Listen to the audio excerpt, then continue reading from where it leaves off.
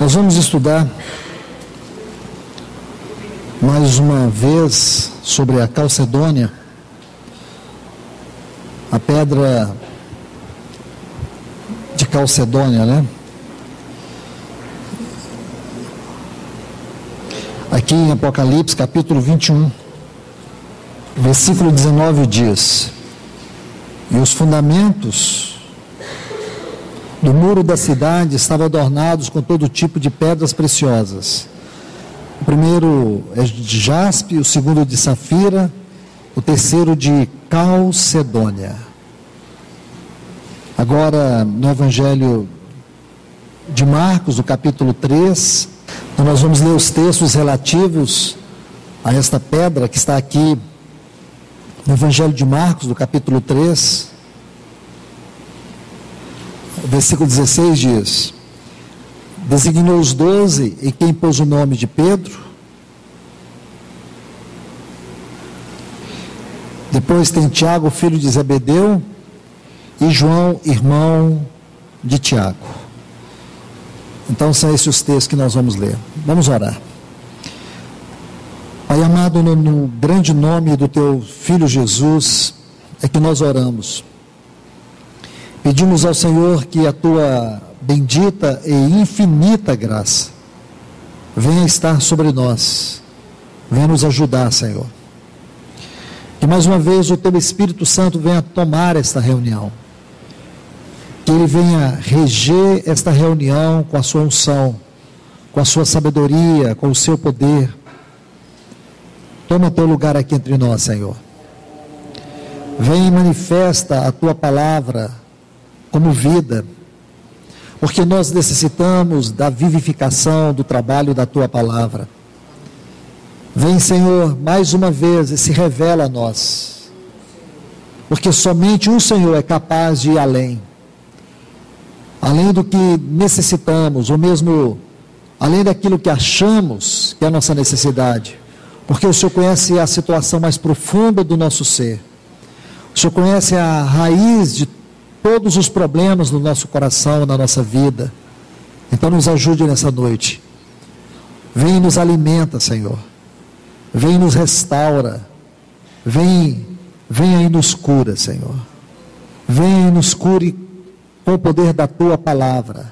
Envia a tua palavra e cure, Senhor, o mais profundo do nosso ser, aonde o Senhor é capaz de ver e reconhecer e saber as nossas necessidades. Nos ajude, traga a unção do teu Espírito sobre essa reunião, Pai, tanto na palavra ministrada como para aqueles que ouvem. Nós te pedimos mais uma vez, Pai, em nome de Jesus, amém. Bem, meus irmãos e irmãs, nós estamos estudando sobre essa pedra de Calcedônia. Tenho certeza que vocês devem se lembrar de alguns detalhes dessa pedra. Como eu disse no último estudo, é uma pedra que ela tem algumas características muito interessantes.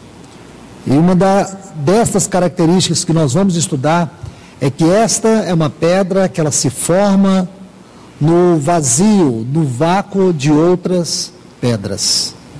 A calcedônia é a pedra de ágata. Então, a ágata é uma calcedônia. Nós vimos em algumas figuras no estudo passado como que é a formação dessa pedra. Ela se forma naqueles geodos, daqueles espaços vazios ou aqueles vácuos deixados por outras pedras. E é sobre isso que nós vamos estudar hoje, sobre o ministério de João. Porque nós vimos que a calcedônia é a pedra do apóstolo João. E vocês vão ver que de maneira muito gloriosa, nosso querido Deus, em sua infinita sabedoria, Ele escreveu sobre a vida de João algo para a nossa vida. Como é impressionante você ver Deus esculpindo com toda a sua infinita sabedoria algo nessa pedra, algo nesse apóstolo para falar a nós. É isso que eu chamo a atenção de todos vocês. Porque quando você estuda a vida de João, você vai descobrir que a vida e o ministério de João tem uma particularidade em especial. Qual é a particularidade especial do ministério do apóstolo João? Preencher vazios. Se vocês observarem bem, esta é a característica particular do apóstolo João, do seu ministério: preencher vazios. João foi aquele usado por Deus para preencher vazios. Vamos observar alguns detalhes, porque quando você estuda a vida de João, o ministério de João, é essa característica. Então vamos observar, como por exemplo, um pouco sobre a igreja de Éfeso. Por quê? Porque foi nesta igreja onde João exerceu a maior parte do seu ministério. João, ele pôde se dar a esta igreja. Ele esteve ali. E às vezes que o Senhor o levou para Éfeso, o Senhor o levou para que ele pudesse preencher vazios. E depois de estudarmos isto, sobre a vida de João, vamos compreender essa característica na nossa vida cristã, na nossa vida espiritual. Vamos ler aqui Atos dos Apóstolos, capítulo 20, versículos 29 e 30. É uma sequência de textos que nós temos que ler para entendermos o que significa isto. O contexto, eu creio que todos vocês sabem. João, ele está vindo, Paulo está vindo na sua terceira viagem missionária, e agora ele está em Mileto. Aí de Mileto, ele convida os presbíteros, os anciãos de Éfeso, para que ele se encontrasse com ele. Isso inicia lá no versículo 17. Aí aqui nós vamos ler apenas 2 textos, que Paulo vai estar quase concluindo o assunto aqui com os presbíteros de Éfeso. Ele diz assim: porque eu sei, versículo 29 de Atos 20, que depois da minha partida entrarão no meio de vós lobos cruéis, que não pouparão o rebanho. E dentre vós se levantarão homens falando coisas perversas, para arrastar discípulos após si. Meus queridos irmãos e irmãs, nós temos uma série de textos que nós devemos inserir a estes textos. Um deles está aqui em 1 Timóteo. Então, se você quiser fazer uma exposição mais didática desse texto, então eu vou te sugerir, coloque aí ao lado para você não esquecer. 1 Timóteo, capítulo 1, versículos 3 e 4. E também Apocalipse, capítulo 2, versículo 6, que é a carta à igreja de Éfeso. Então, para vocês entenderem isso, vamos lá. 1 Timóteo, capítulo 1. Timóteo 1, capítulo 1, versículos 13 e 4. Vamos entender um pouco sobre o que Paulo está dizendo aqui, que depois da sua partida, lobos vorazes penetrarão no rebanho, eles não pouparão o rebanho, e dizem que dentre vós mesmos se levantarão homens, falando coisas pervertidas para arrastar discípulos após eles. Então, por favor, vamos entender o que significa isso. Aqui, irmãos, vocês sabem que a igreja de Éfeso foi aquela que recebeu, talvez, até onde nós conseguimos enxergar, talvez a igreja de Éfeso foi aquela que recebeu a maior porção do ministério de Paulo. Paulo esteve ali durante 3 anos, de dia e de noite, pregando a eles o evangelho das insondáveis riquezas de Cristo. Dia e noite, irmãos. Paulo esteve ali, não houve nenhuma outra cidade, nenhum outro lugar onde Paulo se dedicasse tanto como ele fez na igreja de Éfeso. Agora, ele está voltando à sua terceira viagem missionária. Aí ele diz assim para eles, para aqueles presbíteros, que ele temia que após a sua partida, isto é, ele já tinha saído de Éfeso, lobos vorazes atacassem o rebanho, homens gananciosos. E aí vocês vão ver nesse texto que nós vamos ler, aqui no capítulo 1, Paulo vai tocar um pouco mais sobre isso. Essa sequência de leitura é muito importante para a didática doutrinária que nós estamos vendo nesses textos, de Atos 20, versículos 29 e 30, para vocês entenderem todo o corpo doutrinário deste assunto, todo o quadro, não apenas um quadro histórico, mas também um quadro com um fundo espiritual, com aplicações espirituais. É muito importante tudo isso. Vamos lá, 1 Timóteo capítulo 1. Ele diz assim, quando eu estava de viagem para a Macedônia, roguei a ti que ficasse em Éfeso. Está vendo aqui, irmãos? Lembra? Para advertires alguns que não ensine outra doutrina. Esses aqui que ensinam são os lobos vorazes. Outra doutrina são os lobos vorazes. E nem preste atenção a fábulas ou a genealogias intermináveis, que acarretam mais disputa do que a economia ou a edificação de Deus, que é pela fé. Então, por favor, observe esses textos. Veja que Paulo diz que havia certas pessoas, talvez assim esteja na Bíblia de vocês, ensinando outra doutrina, genealogia sem fim, promovendo discussões do que a edificação de Deus. Agora, por favor, vamos acrescentar mais um texto aqui na segunda carta. A necessidade de fazer toda esta leitura de todos esses textos, irmãos e irmãs, é para que nós tenhamos uma exposição mais clara do assunto. Então, 2 Timóteo, capítulo 1, versículo 15. Aí diz assim, já sabes que todos da Ásia me abandonaram. Então você sabe que Éfeso fazia parte daquelas províncias da Ásia. E provavelmente a grande ênfase de Paulo estivesse em Éfeso. Em Éfeso. Até onde nós conseguimos enxergar que a grande referência que Paulo faz aqui é a igreja de Éfeso. E os argumentos que nós temos são muitos. Primeiro, devido ao grande círculo de amizade e afinidade que ele estabeleceu ali. Depois, porque você lê na carta à igreja de Éfeso, escrita por João, que aquela igreja havia abandonado o seu primeiro amor. Irmãos, é muito fácil alguém dizer assim que não ama o irmão, que tem dificuldade de amar os irmãos. Mas nós não temos dificuldade de dizer que nós não amamos a Deus. Aliás, que nós amamos a Deus. A gente fala com muita facilidade, amamos a Deus. Mas eu tenho dificuldade com os irmãos.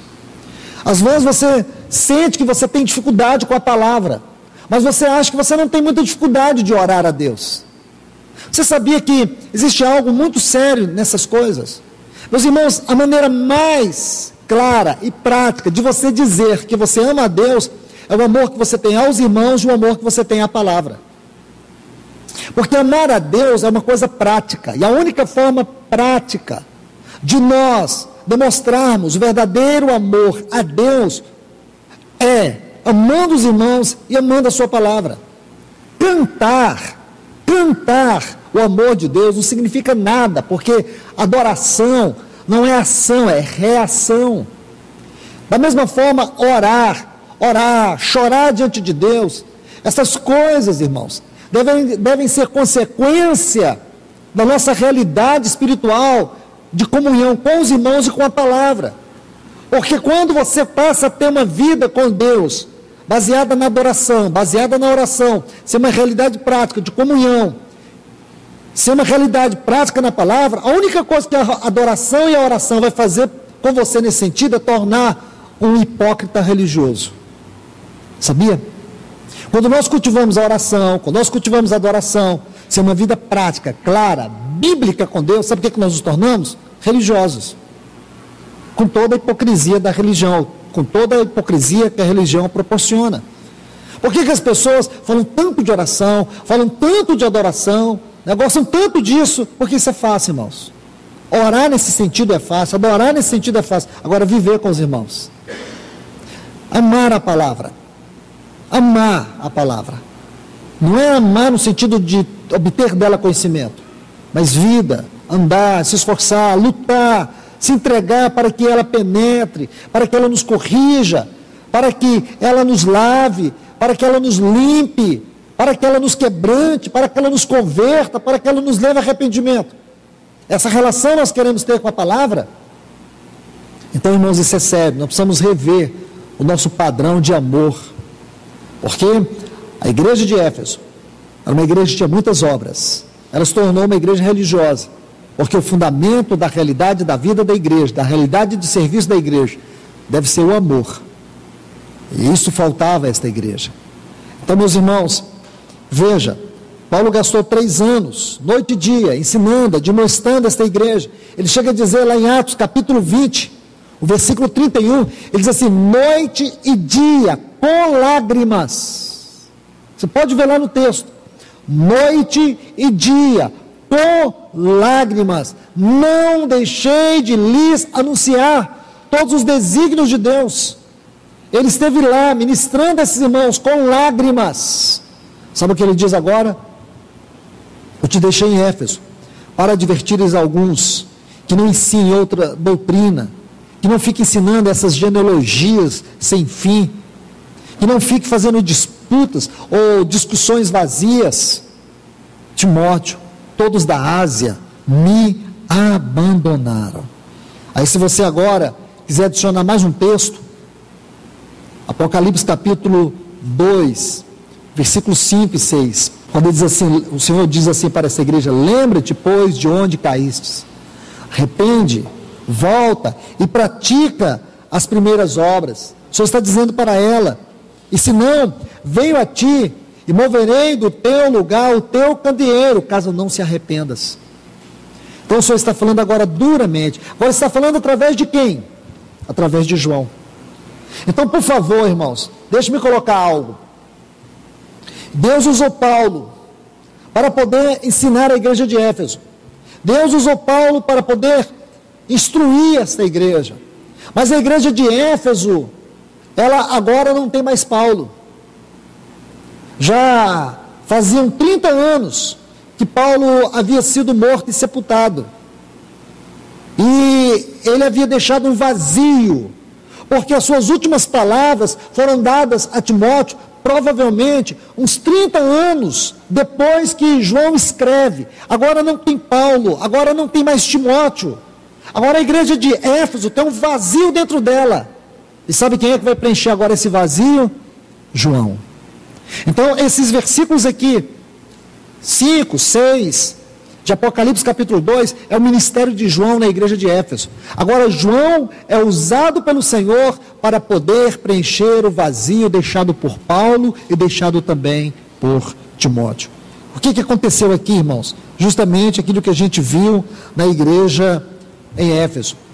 Quando você estuda a história de João, você vai ver que havia uma íntima ligação do apóstolo João com a igreja de Éfeso.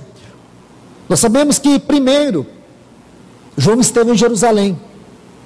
Se você pegar os 8 primeiros capítulos do livro de Atos, você vai ver João em Jerusalém, depois ele foi a Samaria, então ele voltou, mas depois João foi para a Ásia Menor.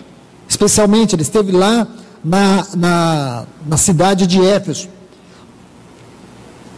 Houve uma perseguição feita por Domiciano. E essa foi uma perseguição muito difícil. Aí, nesse tempo, João foi para Roma. Por causa da perseguição de Domiciano, ele foi para Roma. E lá em Roma, Pedro foi morto. Quando Pedro foi condenado à morte, João foi condenado junto com ele. Só que Pedro foi crucificado de cabeça para baixo. E João, ele foi jogado numa caldeira fervendo. Só que ele não morreu. E quando eles tiraram ele, e viram que ele não morreu, eles começaram a dizer que ele era um bruxo. Aí o imperador mandou ele para a ilha de Patmos. Ele ficou um tempo lá em Patmos. E nesse tempo que ele ficou lá em Patmos, eu creio que uns 18 meses, me parece, ele saiu e ele voltou para Éfeso, para apoiar Timóteo. E logo que ele voltou para apoiar Timóteo, Timóteo foi martirizado, ele foi transpassado com uma espada. Aí João permaneceu em Éfeso para poder preencher o vazio deixado por Timóteo. Está vendo, irmãos? Então, quando você olha o ministério de João, é um ministério que existe para preencher vazios. Os escritos dele, observe os escritos de João. Vamos olhar os evangelhos. Nós temos evangelhos chamados sinópticos. O que significa a palavra sinóticos? Ou sinóticos? Olhar, examinar de maneira conjunta, examinar juntos, ver juntos. Se você pegar o nascimento de Cristo, o ministério de Cristo, a morte de Cristo, a ressurreição de Cristo e a ascensão de Cristo, você vai ver que Mateus, Marcos e Lucas, eles tiveram uma mesma visão. Porém, cada um olhou de um lado. Um deve ter olhado de frente, o outro deve ter olhado da esquerda e o outro deve ter olhado da direita. O certo é que eles tiveram a mesma visão, dos mesmos acontecimentos, porém cada um viu de um ângulo diferente. Eles não divergem. Por isso que nós precisamos sempre conciliar em determinadas leituras a visão que cada um deles tem, para nós entendermos aonde se encontra a chave para a interpretação dos acontecimentos do ministério, da vida e da pessoa do nosso Senhor Jesus Cristo. Então esses são os evangelhos sinópticos. Quem usou essa palavra primeiro foi J.J. Greenbach, em 1774. Ele foi o primeiro a usar esta palavra, falar sobre a harmonia dos três evangelhos. E foi ele que primeiro chamou os três evangelhos de evangelhos sinópticos. Porém, irmãos, havia algo na igreja primitiva.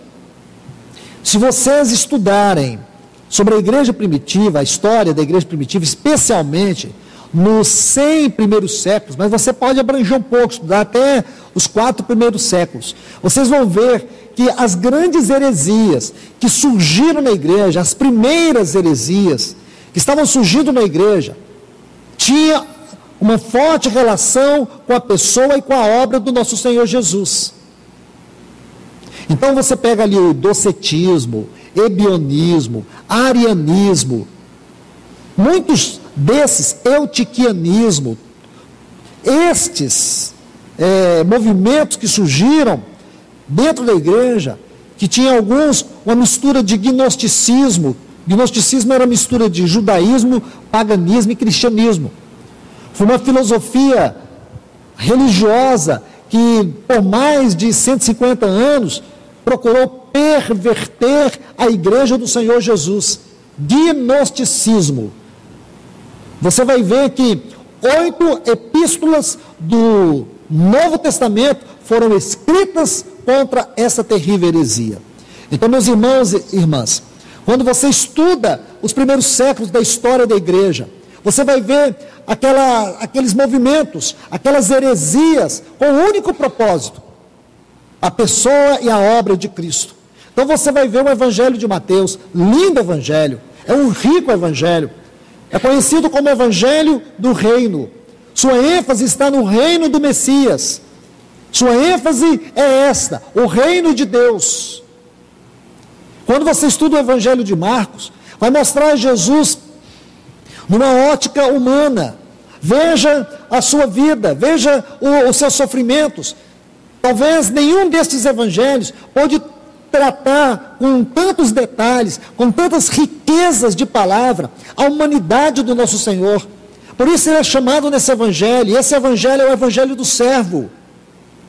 Aqui o nosso Senhor nos é apresentado como o servo. Esta é a descrição dos estudiosos, dos grandes teólogos, dos grandes eruditos da palavra de Deus. O Evangelho de Marcos nos apresenta Jesus como servo. E Lucas, ele dá uma forte ênfase a Jesus como filho do homem. Não o filho do homem com H maiúsculo, o homem divino, mas o filho do homem, José. Mostra muito a sua relação pessoal com a sua família. Se você pegar a primeira parte do do Evangelho de Lucas, que vai do capítulo 1 até o capítulo 4, aqui ele dá uma forte ênfase à vida humana do Senhor. Nós sabemos muito bem, irmãos, que o Evangelho de Lucas, no aspecto espiritual, como o Evangelho de Marcos, como o Evangelho de Mateus, tem uma riqueza insondável. Mas eu estou falando aqui desses traços, dessas características que estavam tão evidentes, e de fato são evidentes nesses evangelhos. Embora geralmente não lemos por este caminho, mas no início da história da igreja, havia muitas controversias acerca da divindade do nosso Senhor. E o Evangelho de Mateus, o Evangelho de Marcos e o Evangelho de Lucas, para aqueles estudiosos daquele tempo, para aqueles apologistas e mestres daquele tempo, eles tiveram dificuldades de poder compreender a divindade de Cristo, baseada nestes 3 evangelhos, Mateus, Marcos e Lucas. Eles não conseguiam ver a profunda relação coexistente, coinerente de Cristo com o Pai. Por isso que essas seitas que eu citei para vocês, eles entendiam que Jesus poderia ser o quê? Um ser superior aos anjos, mas menor do que Deus. Entende? Que não havia uma consubstanciação dele com o Pai. Por todas essas dificuldades, isso trouxe um terrível prejuízo à igreja, porque a maneira como os irmãos viam a Cristo era algo tão pequeno, e com isso, irmãos, escute bem, a centralidade de Cristo foi se perdendo na igreja. Essa é a razão de você encontrar aquelas 7 cartas, as igrejas da Ásia, com exceção de Esmirna e com exceção de Filadélfia, você encontrar aquelas igrejas vivendo uma terrível apostasia, porque Cristo não era preeminente. A preeminência de Cristo, a centralidade de Cristo estava se perdendo. Então você se lembra, irmãos, a primeira visão que João tem no Apocalipse é sobre quem? É sobre o Cordeiro exaltado. Ele vê ele cercado de 7 candeeiros, e ele estava no meio dos 7 candeeiros, porque ele viu algo muito glorioso, a centralidade e a glória do Filho de Deus. Então, primeiro, ele vê quanto à igreja. Ele vê que ele é aquele que tem toda a centralidade. João também viu, nesse capítulo 1, um outro ponto muito importante, embora a cronologia aqui não faça diferença. Quando ele ouve a voz do Senhor, e ele ouve a voz do Senhor como o barulho das muitas águas. Aí ele olha e vê o seu cabelo como a branca lã, o seu rosto brilhando como o sol, os seus olhos como chama de fogo, suas vestes talares como a veste do sumo sacerdote, seus pés como o bronze polido. Aí João diz assim: quando eu o vi, eu caí como morto aos seus pés. João teve uma visão do Senhor, não como o Messias, não como o servo, e nem como o filho do homem, mas como aquele que tem todo o poder, toda a autoridade e toda a glória nos céus e na terra. Aqui ele vê o Senhor como ninguém havia visto, e ele escreveu, porque agora os seus ensinos vai preencher um grande vazio que tinha na igreja, a divindade do nosso Senhor Jesus Cristo. Isso é tão glorioso, irmãos. Esse é o ministério de João, o ministério que revela a glória do Filho de Deus. Como ele escreveu o seu primeiro evangelho? Você se lembra? Ele diz assim: no princípio era o Verbo. A palavra verbo aqui é logos. Sabe de onde João tirou isso, irmãos? Ele era um pescador, ele era um que consertava redes, ele não era filósofo, ele não era intelectual, ele não era um homem de grande conhecimento, mas ele era um homem de grande revelação. Entre o homem que tem grande conhecimento e entre o homem que tem grande revelação, escolha o homem que tem grande revelação, porque o homem que tem conhecimento não consegue compartilhar a vida, mas o homem que tem revelação consegue revelar, trazer a mente de Deus para nós. Então, meus irmãos, não procure ser pessoas que têm muito conhecimento, procure ter revelação da palavra. Então, meus queridos, em Cristo, observe aqui, aí ele diz: no princípio era o verbo. Que palavra que ele buscou, irmãos? Não é uma palavra comum no Novo Testamento. Essa palavra ela não foi usada jamais por uma pessoa como João a usou. João vai dizer assim, no princípio era o Logos. Que era o Logos? Se você quer saber quem é o Logos e o que era o Logos, você tem que voltar para os escritos antigos, que abrangem 4 séculos antes de Cristo. Antes de Cristo nascer, 4 séculos antes, na cidade de Éfeso, um filósofo chamado Heráclito foi o primeiro a usar esta palavra. Havia outro grande cientista daquele tempo, chamado Heráclides. Ele foi um daqueles que desenvolveu um pensamento filosófico conhecido como a visão macrocósmica, a visão do grande mundo. O que isso quer dizer a nós? Neste tempo eles começaram a vasculhar o universo, tudo que lhes era permitido conhecer, até onde eles pudessem ver. Eles estavam inquirindo sobre todas essas coisas. Como é possível o Sol, a Lua, ter uma harmonia com a Terra? As estações do ano, as estrelas, como poderiam essas coisas existir? Então foi daí que eles começaram a questionar, foi daí que eles começaram a investigar, até onde lhes era permitido ver.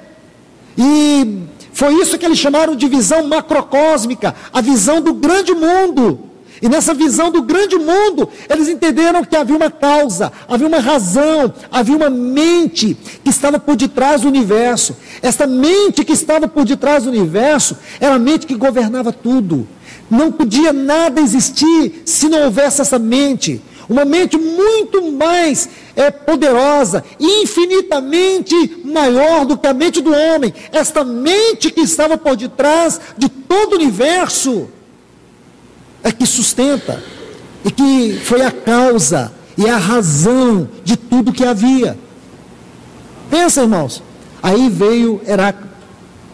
Heráclito foi e entendeu que esta mente, esta razão que Heráclides e os demais filósofos questionavam, era o Logos. Era o Logos. O macrocosmo estava todo ele resumido no Logos.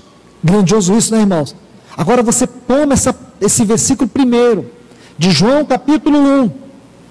Quando você toma aqui, aí você pensa, meu Deus, se você tem essa visão, se você tem esse conhecimento, você fala, meu Deus, então o que foi que esse homem falou no seu tempo? Naquele tempo, irmãos, não era uma palavra qualquer. Hoje, no sentido literário, Logos é palavra. Logos é palavra, mas naquele tempo não. Logos era algo muito sublime. Aí João diz assim, no princípio era a mente, era a razão que estava por detrás do universo. Essa razão que estava por detrás do universo, essa mente que estava por detrás do universo, porque era assim que eles liam o Logos naquele tempo, era Deus, e estava com Deus. Esse Logos, ele se fez carne e habitou entre nós, cheio de graça e de verdade. E vimos a sua glória como a glória do unigênito do Pai. Ele não diz isso, irmãos, diz, do princípio era o verbo era aqui é coinerência, o verbo era Deus, o verbo estava com Deus, coexistência, isto é, e diz assim, sem ele, sem o Logos, nada do que foi feito se fez. Precisamos acrescentar mais alguma coisa, irmãos? Esse é o ministério de João, o ministério que preenche o vazio. Aí, irmãos, vocês têm que estudar. E tem tantas ferramentas que podem ajudar vocês a estudar. Tem uma que todos vocês têm em casa, chama Google. É só ir lá, escreve Calcedônia, ou Concílio de Calcedônia, e você vai ver as informações que vocês vão ter ali. Você vai ver como foi o Concílio de Calcedônia. Houveram vários concílios, vários. Mas um dos mais importantes que está dentro de tudo isso aqui é o Concílio de Calcedônia.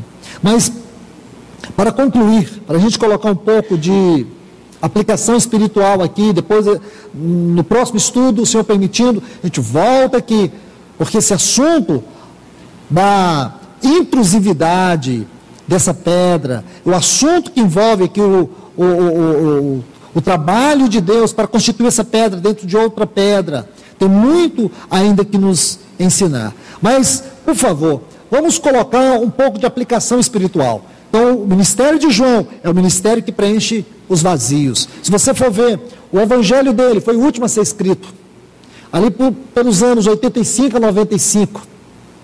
As epístolas dele também foram as últimas a serem escritas. Irmãos, tire o livro de Apocalipse da Bíblia. Tire o livro de Apocalipse da Bíblia.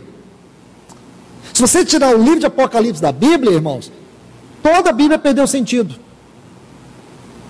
Tudo perde o sentido. Mas João, ele veio para preencher, para nos trazer sentido na palavra. Sem o livro de Apocalipse, irmãos, nós não tínhamos nenhuma expectativa eterna. Imagine, irmãos, mas graças a Deus que este livro veio para preencher um grande vazio da igreja. A expectativa da eternidade e da glória vindoura. Então vamos lá. Deixe-me colocar alguma coisa para vocês aqui. 1 Coríntios, capítulo 12. Vamos entender um pouco da nossa vida. Quando João foi para Patmos, naqueles 18 meses, então ele escreveu o Apocalipse ali, na ilha de Patmos. Aí depois que ele sai da ilha de Patmos, ele vai para Éfeso, aí ele escreve o seu evangelho. Provavelmente o evangelho de João foi o último dos seus escritos. 1 Coríntios capítulo 12, a gente vai ler a partir do 13. Vamos entender, irmãos, como a relação da nossa vida, no sentido prático, como alguém que deve ser formado dentro do outro. Porque o que significa essa intrusividade dessa pedra? Significa, irmãos e irmãs, que nossa vida de comunhão e nossa vida de serviço deve ser a realidade prática, visível do testemunho da igreja. Então o testemunho da igreja só é possível através de duas coisas fundamentais: vida, aqui fala de comunhão, vida ou comunhão e serviço. Comunhão e serviço. Se você quer conhecer a igreja, tome essas duas palavras, estude ela no Novo Testamento. Se você estudar elas, você vai perceber que aqui está a explicação para a igreja no seu sentido prático. E uma porção muito gloriosa, que vai nos mostrar a importância de nós estarmos unidos um ao outro, juntos, dentro um do outro, está nessa porção que nós vamos ler na palavra. Porque comunhão, irmãos, não é nós estarmos uns com os outros, não é estar com, é estar em. É estar em. Enquanto nós não conseguimos este nível, talvez você não vai conseguir isso com todos os irmãos, mas você vai perceber que o Senhor, de maneira muito especial, Ele constitui algumas pessoas perto de você. Você nunca vai conseguir isso na totalidade geral da vida do corpo, até porque é impossível, mas você vai perceber que o Senhor coloca sempre alguns tijolos nessa edificação espiritual perto de você. E que esses tijolos estão interligados uns aos outros. Então, em torno desse tijolo aqui, tem vários aqui. Isso tem a ver com a realidade da vida do corpo, da maneira como o Senhor está nos edificando. Então, vamos prestar atenção aqui nessa leitura. 1 Coríntios capítulo 12, a partir do versículo 13. Observe bem, porque em um só Espírito, todos nós fomos batizados em um corpo. Aqui está a palavra que é importante. Batizados. Sabe o que significa essa palavra? Mergulhados em. Veja, agora se lembre que essa pedra é uma pedra que se forma dentro de uma outra. Como que se forma a calcedônia? É uma pedra que se forma dentro de outra pedra. Então o que o texto está dizendo? Que nós fomos batizados, mergulhados para dentro de um corpo. Estão vendo aí, irmãos? Começa aí. Esta frase é chave para você entender a sequência dos textos. Quer judeus, quer gregos, quer escravos, quer livres. E a todos nós foi dado beber de um só Espírito.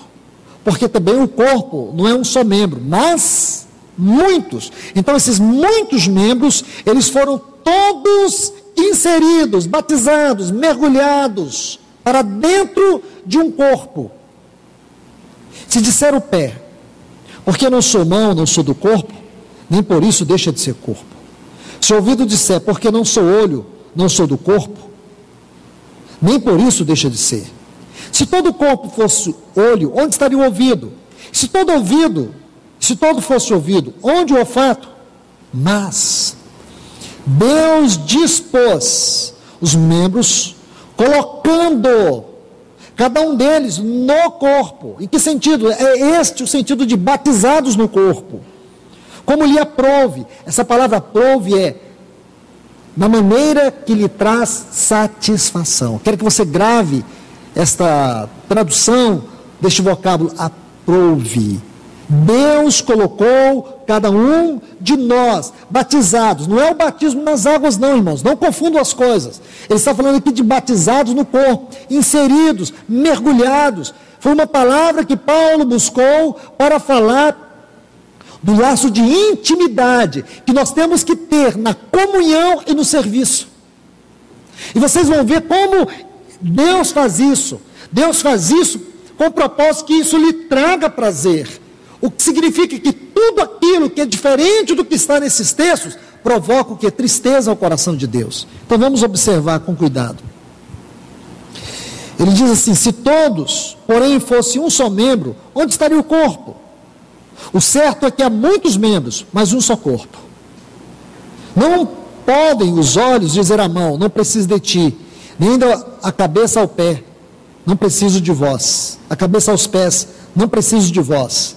Pelo contrário, os membros do corpo, que parecem ser mais fracos, são necessários. E os que nos parecem menos dignos do corpo, a estes damos muito maior honra. Também os que em nós não são decorosos, revestimos de especial honra. Mas os nossos membros nobres não têm necessidade disso. Contudo, Deus coordenou o corpo, concedendo muito mais honra àquilo que menos tinha, para que não haja mais divisão no corpo. Pelo contrário, coopere, olhe bem, coopere os membros com igual cuidado em favor uns dos outros. Irmãos, veja a grandeza da nossa vida de serviço e comunhão baseada nesses textos. Observe aqui, serviço e comunhão. Essas duas coisas são estritamente espiritual e tem um padrão celestial. O padrão da igreja, na sua vida de comunhão, não é um padrão social. O padrão da igreja, em todo o seu serviço, não é um padrão natural.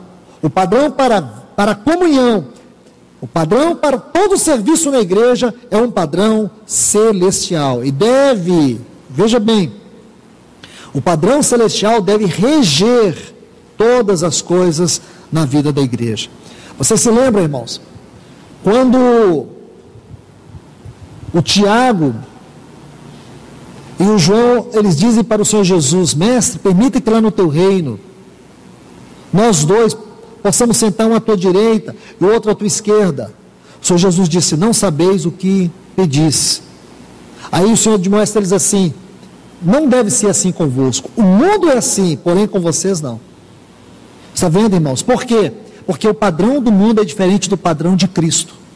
Eles estavam querendo o reino segundo o padrão do mundo. Agora o Senhor Jesus vai mostrar para eles que o padrão celestial é diferente do padrão do mundo. Por favor, irmãos, vamos observar aqui, porque existem 4 leis nesses textos que vão nos ajudar a entender o que significa a nossa vida de serviço e comunhão. Primeira coisa, que essa vida é uma vida inserida, é uma vida que foi inserida. Nós somos inseridos uns nos outros, na realidade, na vida orgânica deste corpo. Irmãos e irmãs, por que nós não entendemos isto? A nossa visão da igreja, no sentido natural, no sentido da expressão natural, daquilo que é ela, no seu dia a dia, está totalmente corrompida. Se nós não conseguimos ver a igreja nesse aspecto natural da sua realidade na terra, nós não compreendemos a profundidade da sua realidade espiritual. Isto é, a expressão visível da igreja está deturpada. Nós perdemos a visão daquilo que é a natureza da igreja.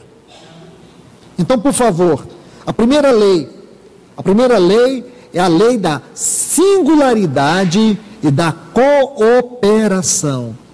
Olha os versículos 15 e 16. Se disser o pé, porque não sou mão, não sou do corpo, nem por isso deixa de ser do corpo. Se o ouvido disser, porque não sou olho, não sou do corpo, nem por isso deixa de o ser. Então, em outras palavras, qual que é a singularidade aqui? E cooperação. Veja bem, essa é a primeira lei, singularidade e cooperação. Cada um de nós somos singular no corpo de Cristo. O pé é pé, a mão é mão, o ouvido é ouvido. Sabe o que isso aqui quer dizer? É que você tem que funcionar como você é e não como você quer ser. Entende? Você tem que funcionar como Deus te colocou, como Deus te constituiu e não como você quer ser. Você tem que entender isso.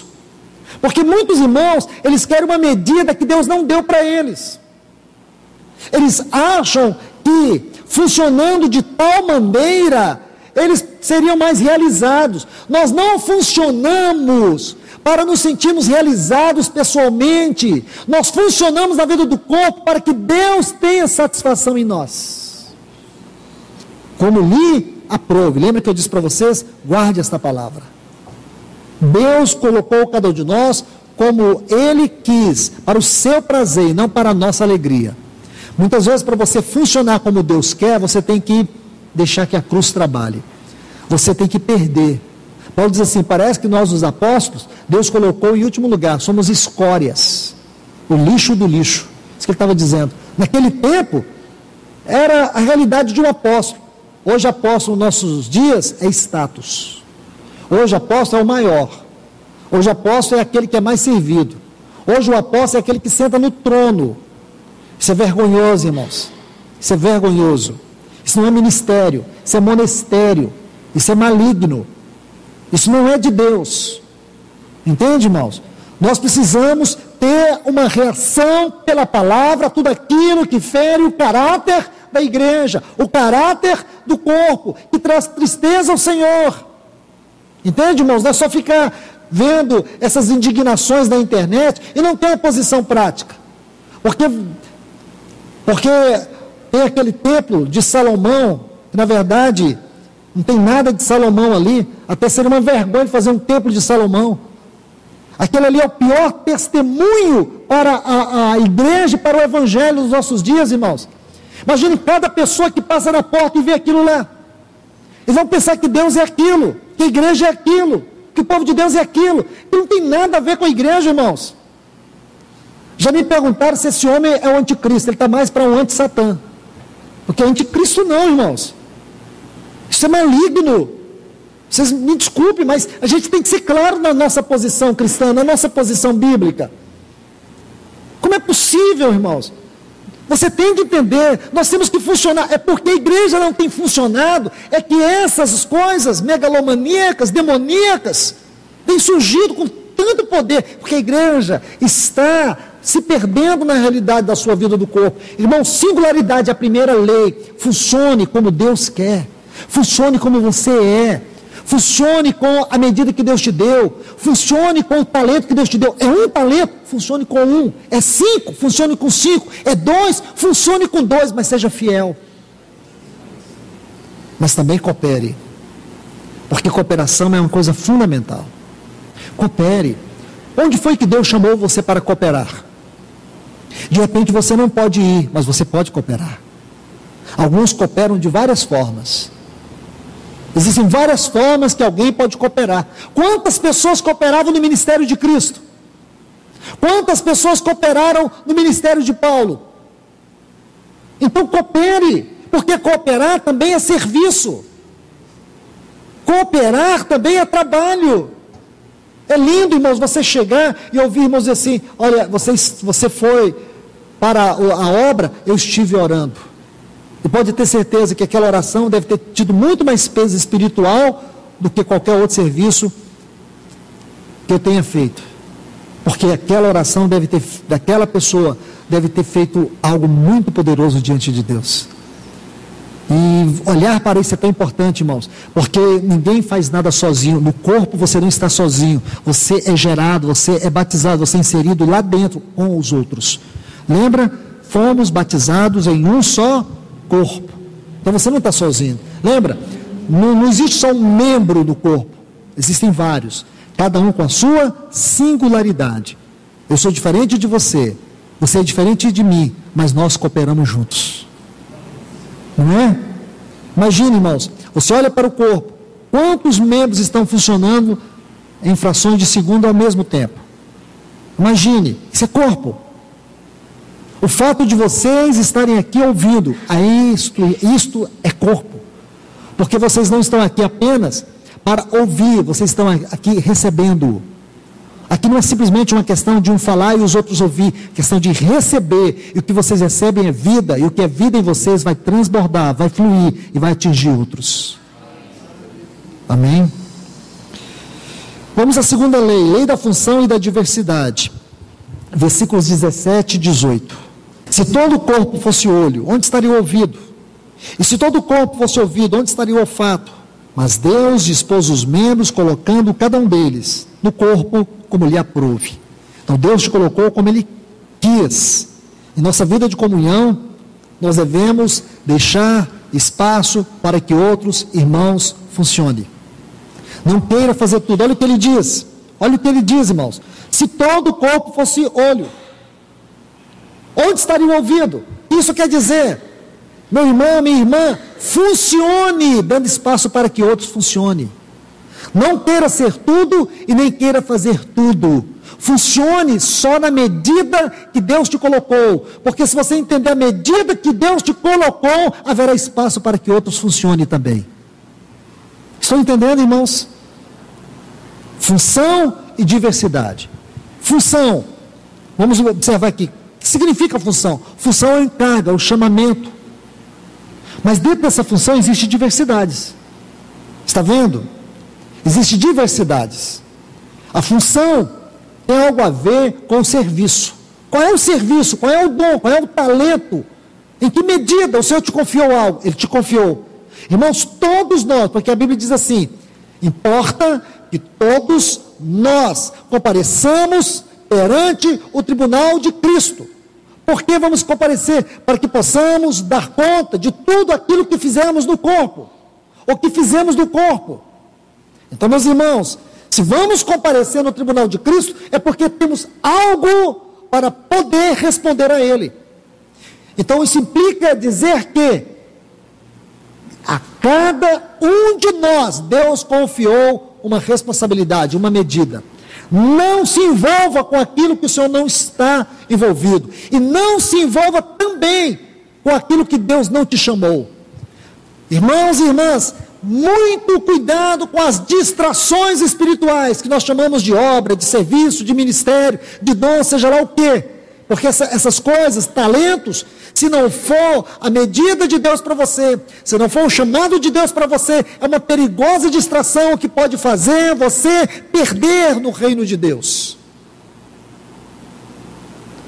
Então, função, e tem diversidade. Cada um tem uma medida, cada um tem um dom. Não falo dos 9 dons do Espírito, mas quando eu falo do dom, dessa dádiva de Cristo para servir, por meio da vida, por meio de serviços variados, de esferas variadas, o Senhor nos usa. Quando você consegue ver isso, você percebe a beleza do corpo de Cristo, e que ninguém é maior do que ninguém, não existe uma hierarquia. Vocês não podem pensar que os irmãos que sobem aqui para ministrar, eles são maiores do que vocês que estão sentados. Em que eles são maiores? Eles podem ter uma especial incumbência, uma responsabilidade que o Senhor lhes confiou, mas isso não os torna maior e nem melhor. Irmãos, por favor, entendam isso. Senão vocês vão ver a igreja como um clérigo. Vocês vão ver a igreja como uma pirâmide. Tem um lá no topo, aí depois vai descendo, e tem um povão lá embaixo. Isso é nicolaísmo. Lá na carta à igreja de Éfeso, na carta à igreja de Pérgamo, o Senhor condena isso. Então não tem, irmãos. Por favor, função e diversidade. Não deve haver preeminência na igreja, a não ser Cristo. Só Cristo deve ter preeminência, só Cristo tem que ter centralidade. Terceira lei, a lei da dependência. Não pode os olhos dizer à mão, não preciso de ti, e nem ainda a cabeça aos pés. Não precisamos de vós. Pelo contrário, os membros do corpo, que parecem ser mais fracos, são necessários. Em termos simples, irmãos, jamais devemos procurar servir do corpo cortando outros irmãos. Na lei anterior, nós aprendemos que temos que funcionar dando espaço para outros, porque isso é que nos ensina a Calcedônia. E aqui nós vamos ver algo muito especial nesses textos aqui. Deus vai nos levar a muitos lugares, a muitas situações que nós vamos aprender que nós não podemos servir sozinhos. Lembra Lucas 10, quando o Senhor enviou os apóstolos a pregar o Evangelho, Ele os enviou de 2. Quando os apóstolos souberam que Filipe havia pregado o Evangelho em Samaria, em Atos 8, quando eles souberam que Samaria havia recebido a palavra, eles enviaram 2, Pedro e João. Por quê, irmãos? Porque isso envolve o quê? Dependência. Ninguém é completo em si. Nós somos completados pelos irmãos. Permita-me dar uma linda ilustração para vocês. Lembram das tábuas da edificação do tabernáculo? Eram 48 tábuas verticais de madeira de acácia. Lembra disso? 48 tábuas. Você lembra quantos côvados de largura tinha cada tábua? 1 côvado e meio. Cada tábua tinha 1 côvado e meio. Não é curioso? Por que Deus não coloca logo 2 côvados? Por que Ele não coloca côvados inteiros? Por que Ele coloca 1 côvado e meio? Aí é que está. Se você observar, essas tábuas, elas eram colocadas em 2 encaixes de bronze. Então, quando essas tábuas encaixavam naqueles encaixes, elas ficavam como que 2 tábuas ligadas uma à outra. E ali elas fechavam. O que significava isso, irmãos? Que agora eram 3 côvados. Então, espiritualmente falando, é como se a minha vida fosse 1 côvado e meio e a sua vida 1 côvado e meio. E à medida que nós somos unidos pela edificação da casa de Deus, nós nos tornamos 3 côvados. O que é o número 3 na Bíblia? É um número que fala da expressão do Deus triuno, da comunhão do Pai, do Filho e do Espírito Santo. Da onde surge a nossa verdadeira vida de comunhão. A nossa verdadeira vida de comunhão não nasce na beira de uma mesa, onde nós comemos uma pizza. Isso deve ser consequência. Não confunda o espiritual com o social. A nossa vida de comunhão, ela procede do alto trono de Deus, onde Ele, o Seu Espírito e o Seu Filho vivem em eterna comunhão. É esta comunhão que nós batalhamos, por ela nós batalhamos, e é ela que nós devemos preservar.